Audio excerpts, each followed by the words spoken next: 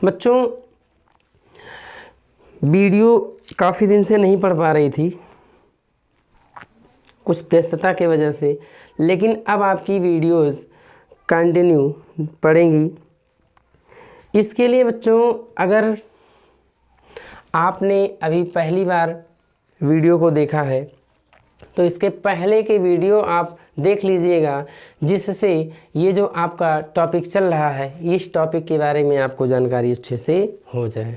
ठीक है, जो बच्चे पहले बार इस वीडियो को देख रहे हैं प्लेलिस्ट में जाके और पूरा वीडियो ज़रूर देख लें। इसके पहले वाला, जब पहले वाला देख लेंगे तो इस वीडियो में आपको कोई प्रॉब्लम नहीं होगी। ठीक है, और हमारी एक राय है कि आप घर पे रहिए, ज़्यादा बेस्ट है ना। बहुत ज़्यादा बाहर कोई बहुत आवश्यक कार्य हो तभी आप घर से बाहर निकलिए, अदरवाइज़ आप घर पे ही रहिए। ठीक है, तो देखिए बच्चों, जैसे हेडिंग पड़ी हुई है आपकी कि उत्तल दर्पण की फोकस दूरी के लिए हम लोगों को लेंस का फोकस दूरी के लिए हमें क्या करना है, सूत्र का निगमन करना है। या हम ऐसे कह सकते हैं कि उत्तल लेंस की या उत्तल लेंस के लिए यू, वी और एफ इन तीनों में क्या रिलेशन है, हमें उसका डेरिवेशन सॉल्व यहाँ पे करना है। बात समझ में आ रही है। समय को देखते हुए समय आपका अधिक न लॉस हो, इसके वजह से हमने फिगर यहाँ पे पहले से ही ड्रा कर लिया है। ठीक है, देखिए बच्चों, यहाँ पे आपको हमने क्या बनाया है, ये हमारा एक उत्तल लेंस है, उत्तल दर्पण है। क्या है? उत्तल दर्पण है, जिसका हमारा द्वारक हम कह सकते हैं M1 और M2 क्या है, दर्पण के द्वारक हैं। ठीक है, अब इस दर्पण पे हम क्या कर रहे हैं कि कोई वस्तु इसके मुख्य अक्ष के किसी पॉइंट पे हम रख रहे हैं। ठीक है, तो मैं मान ले रहा हूँ कि वस्तु हमारा क्या है, AB है, जिस वस्तु को हम क्या नाम दे रहे हैं, AB दे रहे हैं। तो ये AB हमारा वस्तु है जो कि दर्पण से कुछ डिस्टेंस पे रखा गया है। क्या किया गया है? दर्पण से कुछ डिस्टेंस पे रखा गया है। हमने इसके पहले वाले वीडियो में आपको बताया था कि जो हमारा वस्तु है, वस्तु से दर्पण के बीच की दूरी को हम लोग क्या कहते थे, तो वहाँ हमने बताया था क्या कहते थे बच्चों। तो वहाँ आपका आंसर आएगा सर, अगर हम ये A और P कह रहे हैं तो ये हमारा क्या है, वस्तु से दर्पण के बीच की दूरी, अर्थात हमारा AP होगा। इसे हम क्या कहते थे, U। इसे क्या कहते थे, U। दूसरा कंडीशन क्या होता था कि हमारा जो प्रतिबिंब हो रहा था, इस प्रतिबिंब से और दर्पण के बीच की दूरी, दैट मीन्स अगर हम कहना चाहें PA, तो ये हमारा क्या होता था भाई, V। ठीक है, तीसरी चीज़ क्या है, हमारा F अर्थात मुख्य फोकस, और ये हमारा क्या है, दर्पण है, तो हम कह सकते हैं PF। इसके बीच की दूरी हम क्या कहते थे, F कहते थे। क्या बोलते थे, F। और जो कि लास्ट कंडीशन हमारा था PC, अर्थात हम क्या कह सकते हैं कि दर्पण से और वक्रता केंद्र के बीच की दूरी जो हमारी होती थी, इसे हम लोग क्या बोलते थे, PC। इसकी वैल्यू क्या होती थी, तो आपका आंसर आएगा कैपिटल R होती थी। यही तो हम लोग मानते थे। बात समझ में आ रही है। इसमें हमने एक रूल आपको और बताया था कि चिन्ह परिपाटी रूल क्या है भाई, है ना। तो उसमें हमने बताया था कि दर्पण से लेफ्ट साइड की जो डिस्टेंस है, अगर इस लाइन पे चल रहे हैं तो ये वैल्यू हमारी क्या होती है, नेगेटिव होती है, और इसके राइट साइड में जो वैल्यू होती है ये हमारी क्या होती है, पॉजिटिव होती है। बात समझ में आ रही है। ये हमारा प्रिंसिपल एक्सिस मुख्य अक्ष है, इसके ऊपर की वैल्यू हमारी जो होगी वो क्या होगी, धनात्मक होगी, और इस मुख्य अक्ष के नीचे की जो वैल्यू होगी वो हमारी क्या होगी, ऋणात्मक होगी। चिन्ह परिपाटी नियम से आपका वीडियो पड़ा हुआ है, अगर जिसको डाउट है वो वीडियो आप देख लीजिएगा, आपका पूरा डाउट दूर हो जाएगा। ठीक है, अब ये तो हमने एक नॉर्मल चीज़ें बताया जो कि पहले वाले वीडियो में भी हमने बताया था, जिससे जो बच्चे पहली बार वीडियो देख रहे हैं उनको भी ये चीज़ें अपने तरफ से हम प्रयास कर रहे हैं कि पूरी समझ आए, उसके लिए हम इन चीज़ों को फिर से बता रहे हैं। ठीक है, तो अब देखिए भाई, अब हमारा काम क्या है कि वस्तु हमारा AB हो गया। अब इस AB के शीर्ष से क्या हो रहा है, एक पहली प्रकाश किरण हमारी चल रही है जो कि मुख्य अक्ष के क्या है, समांतर है। ये हमारा क्या होता है भाई, मुख्य अक्ष है कि नहीं है। इसे हम लोग क्या नाम देते थे, मुख्य अक्ष, यही तो नाम देते थे। तो अब ये हमारा क्या है, मुख्य अक्ष है। तो इस मुख्य अक्ष के समांतर एक प्रकाश किरण हमारी, जिसका नामिनेशन हमने क्या किया है, BD। ये BD क्या होती है, इस D पॉइंट पे आपतित होती है। क्योंकि हम जानते हैं उत्तल दर्पण की क्या प्रॉपर्टी होती है कि समांतर आने वाली प्रकाश किरणों को क्या करता है, मुख्य अक्ष से दूर भेजता है। ठीक है, तो अब ये समांतर आने वाली प्रकाश किरण इससे टकराई और टकराने के पश्चात बच्चों क्या हो गई, मुख्य अक्ष से दूर हो गई। तो आपका यहाँ पे आंसर ये आएगा कि सर इसका इमेज कहाँ बनेगा। तो हमने आपको बताया था कि भाई ये जो परावर्तित किरणें हो रही हैं या ये जो प्रकाश किरणें परावर्तित हो रही हैं, इन किरणों को हम पीछे बढ़ा लें।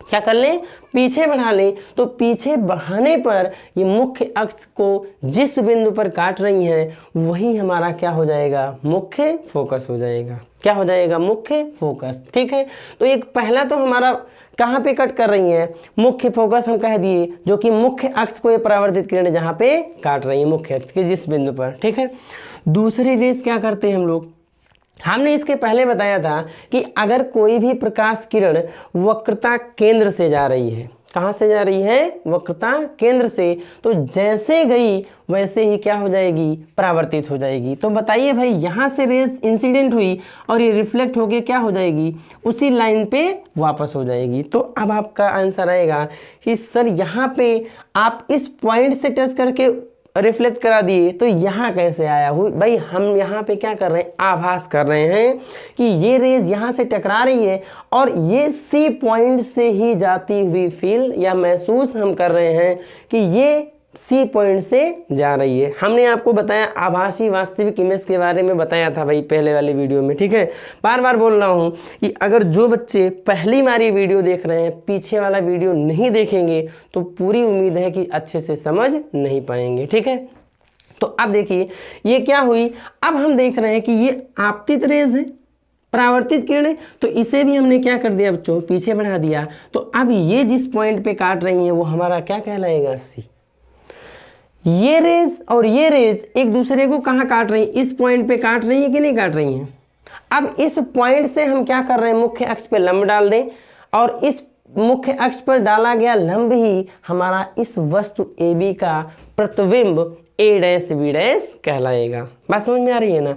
अब यहाँ पे हम क्या करते हैं, अगर इतनी चीज़ें आप समझ पाए तो अब हम क्या करते हैं, थोड़ा सा दिमाग इसमें लगाते हैं और उसी के माध्यम से हम चीज़ों को और आगे कंटिन्यू करते हैं। ठीक है, ज़रा ये बताइए, अगर आपसे हम कहें कि हमें यहाँ समरूप त्रिभुज दो दिख रहे हैं, तो आप कहेंगे सर समरूप त्रिभुज क्या होते हैं। भाई देखने में सेम जैसे अगर त्रिभुज लग रहे हों तो वो हमारे क्या कहलाएंगे, समरूप त्रिभुज। ठीक है, इस पर हम बहुत ज़्यादा बातें नहीं करेंगे क्योंकि हम यहाँ पे साइंस हम लोग देख रहे हैं, ना कि मैथ देख रहे हैं। ठीक है, तो अब जरा देखिए हमारा पहला त्रिभुज जो दिख रहा है वो क्या है बच्चों, ACB। क्या है, ध्यान दीजिएगा, ACB पहला त्रिभुज है और ये किसके समरूप है, तो हम कहेंगे कि ये हमारा A' है, A'CB'। बात समझ में आ रही है ना। तो हम क्या कह सकते हैं कि ये जो हमारा ACB है तथा दूसरा त्रिभुज हमारा क्या है, A'CB', ये दोनों त्रिभुज क्या हैं, समरूप त्रिभुज हैं। कैसे त्रिभुज हैं, समरूप त्रिभुज। तो यहाँ हम लिखना स्टार्ट करते हैं, क्या लिखेंगे कि त्रिभुज ACB तथा दूसरा हमारा त्रिभुज क्या है, तो आप कहेंगे सर A'CB',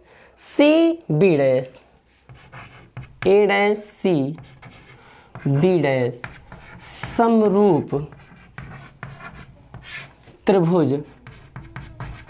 क्या है भाई, समरूप त्रिभुज है।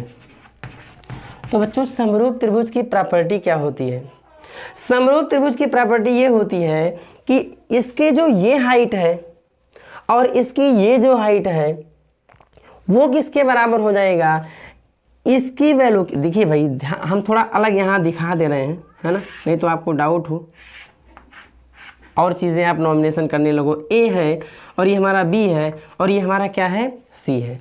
अगर दूसरे त्रिभुज की हम बात कर ले रहे हैं जो कि हमारा क्या है बच्चों, ये है A', B' और ये हमारा क्या है, C है। बात समझ में आ रही है ना। तो आप जरा बताइए, अगर यहाँ पे हम कहते हैं ए बी और यहाँ क्या कहते हैं ए डैश बी डैश, अर्थात इसकी जो वैल्यू होगी और इसका, इन दोनों का जो डिवाइडेशन होगा वो इसके और इसके डिवाइडेशन अर्थात इसके और इसके अनुपात के बराबर होगा। हमें यही चीज़ करना है। इसकी प्रॉपर्टी हम लोग पहले पढ़ चुके हैं, ठीक है। मैथ में अगर नहीं पढ़े होंगे तो बस बिल्कुल ध्यान दीजिएगा कि जो मैं बोल रहा हूँ, जो समझा रहा हूँ, इन चीज़ों को आप थोड़ा सा ध्यान दीजिएगा, ठीक है। तो क्या होगा भाई, अब क्या होगा, ए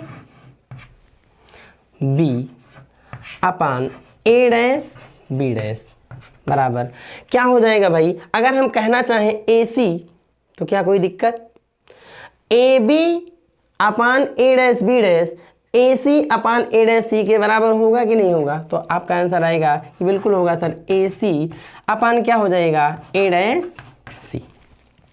बात समझ में आ रही है, यही तो होगा ए सी अपान ए डैश सी। इससे क्वेश्चन नंबर क्या मान लें, फर्स्ट क्या मान ले रहे हैं, समीकरण नंबर 1।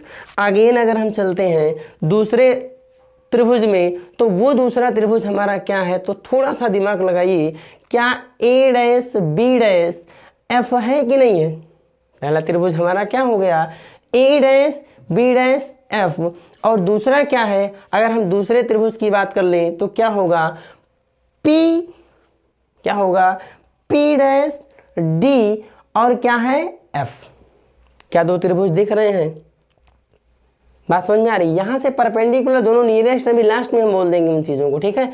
तो अगेन हम क्या चलते हैं, दूसरा त्रिभुज हमारा क्या है, तो आपका आंसर आएगा सर हमारा है ए डैश बी डैश और क्या है, ए डैश बी डैश एफ, तथा अगले कंडीशन में क्या है, त्रिभुज पी डैश डी और क्या है एफ, क्या है भाई, समरूप त्रिभुज है। तो आप बताइए, अगर समरूप त्रिभुज हैं तो क्या हम जैसे इसका फिगर बनाए थे, आपको डाउट ना हो, पूरी चीज़ें क्लियर हो, इसलिए मैं फिगर बच्चों यहाँ बाहर बना दे रहा हूँ, ठीक है, डी और ये हमारा क्या है, एफ है, ठीक है। दूसरा हमारा क्या है, दूसरा त्रिभुज यहाँ जो हमने बनाया है ये देख लो भाई, ए डैश बी डैश और क्या है, अगर हम कहते हैं एफ हो जाएगा। बात समझ में आ रही है ना, ए डैश बी डैश एफ। तो आप बताइए, इसकी वैल्यू और इसकी वैल्यू, इन दोनों का रेशियो बराबर होगा कि नहीं होगा।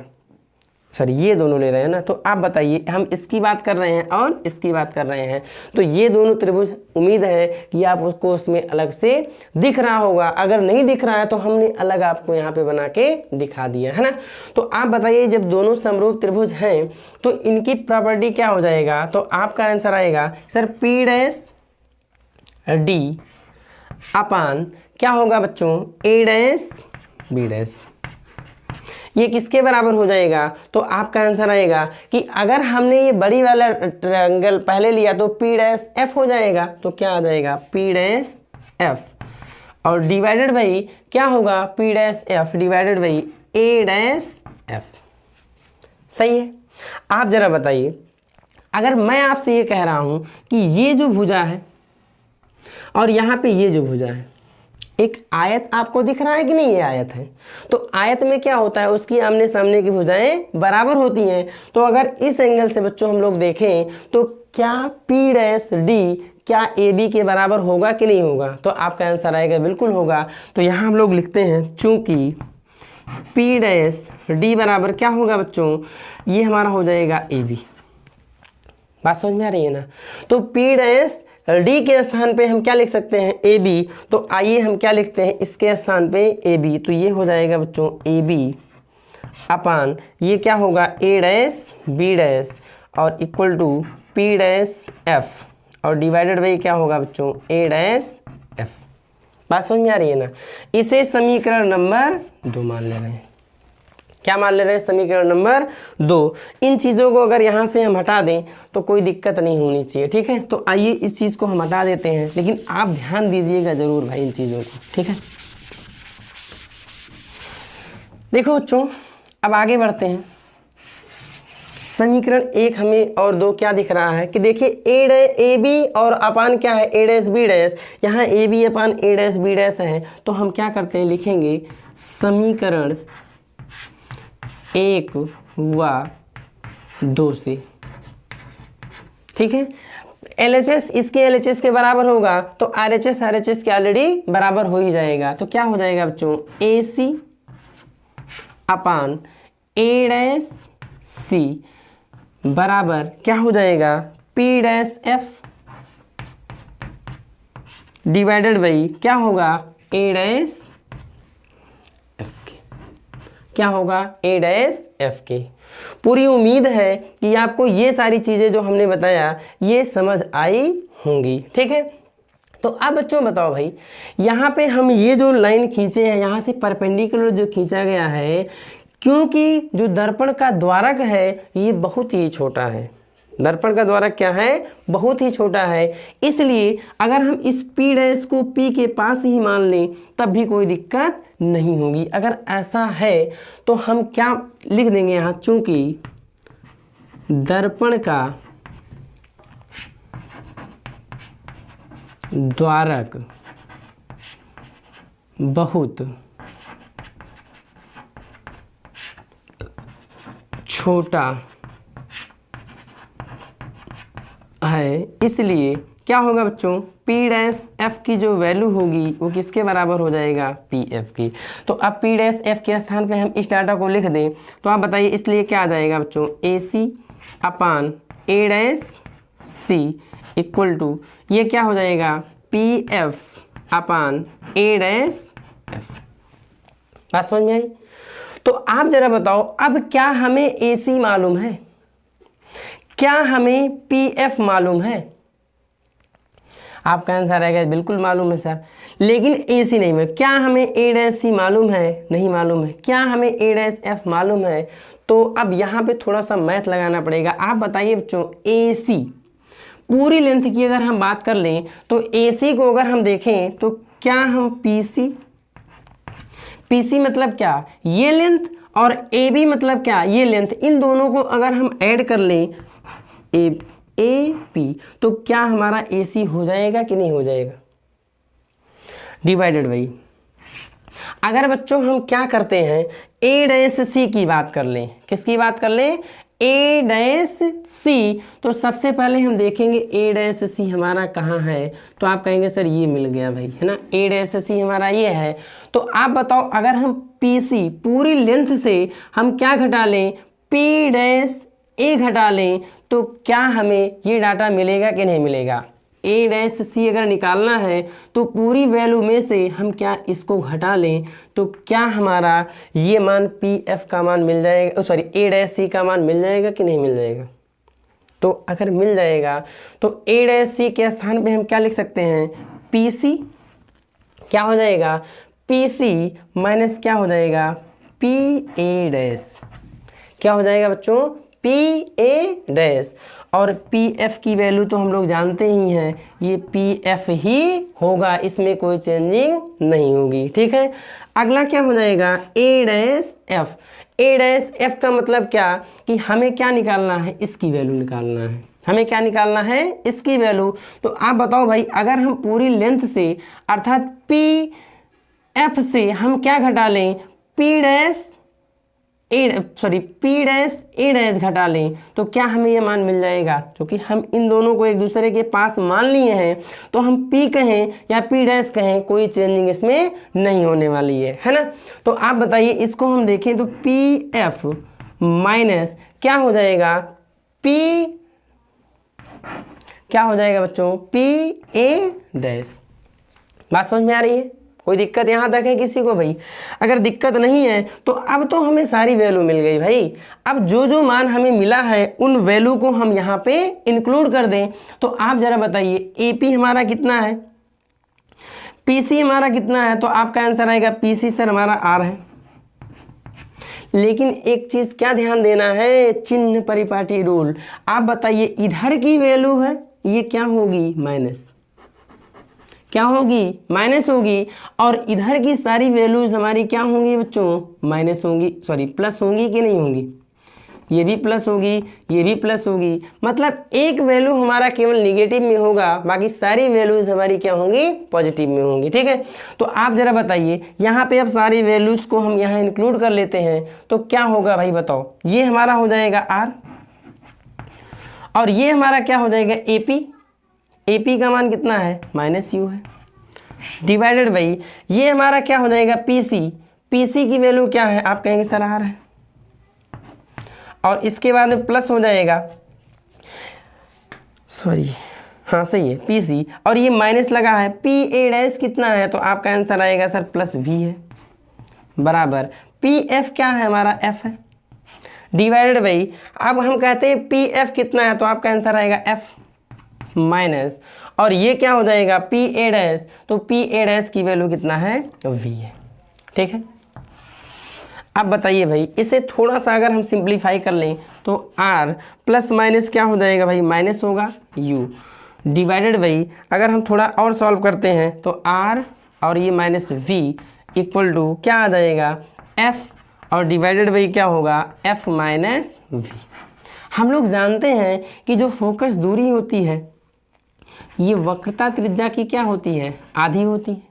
तो यहाँ से अगर बच्चों हम लिखना चाहें R इक्वल टू, तो क्या हो जाएगा, R इक्वल टू अगर लिखेंगे तो 2F होगा, तो जहाँ हमें R दिख रहा है इसके स्थान पे हम 2F लिख दें -U, और डिवाइडेड बाई क्या होगा 2F माइनस क्या होगा V, बराबर ये F, ये कैपिटल F लिख दे रहे हैं भाई, है ना, ये हमारा हो जाएगा F और ये भी क्या होगा F, है ना, ये हो जाएगा F divided by F minus क्या होगा V, है ना, क्रॉस मल्टीप्लाई कर ले रहे हैं हम लोग, है ना, इसका इसके साथ गुणा कर ले रहे हैं। तो आप बताइए ये हो जाएगा 2F माइनस U, है ना, और ये क्या हो जाएगा F minus V equal to F, और ये क्या हो जाएगा 2F माइनस क्या होगा V। सही है, क्रॉस मल्टीप्लाई करते हैं तो ये हमारा क्या हो जाएगा 2F स्क्वायर, फिर इसका अंदर गुणा करेंगे माइनस क्या आ जाएगा 2 माइनस ये क्या हो जाएगा, इसका अंदर गुणा करेंगे -2FV, और फिर इसका गुणा करेंगे माइनस क्या हो जाएगा UF, और फिर माइनस माइनस क्या प्लस हो जाएगा UV। सही है, बराबर इसका इसमें गुणा करेंगे 2F स्क्वायर, और इसका इसमें गुणा करेंगे माइनस क्या आ जाएगा भाई VF, क्या आएगा VF। तो आप ज़रा देखिए इस वैल्यूज से ये वैल्यूज हमारी क्या हो गई, कैंसिल हो गई, क्या हो गया, कैंसिल हो गया। आप बताइए यहाँ क्या बचा, -2FV, और ये -UF और प्लस UV बराबर VF, वो भी किस में, माइनस में, किस में बचा है, माइनस में बचा हुआ है ना।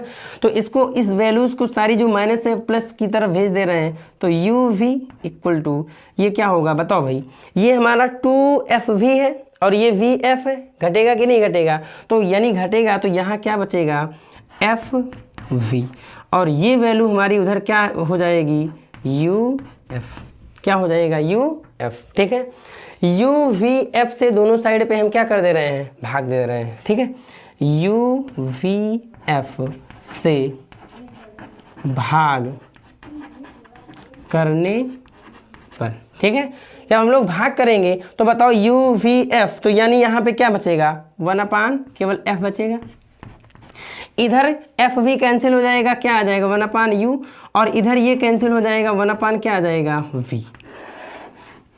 यही हमें क्या करना था, इक्वेशन हमें डिराइव करना था। ठीक है बच्चों, उम्मीद है कि आपको ये टॉपिक अच्छे से समझ आया होगा। अगर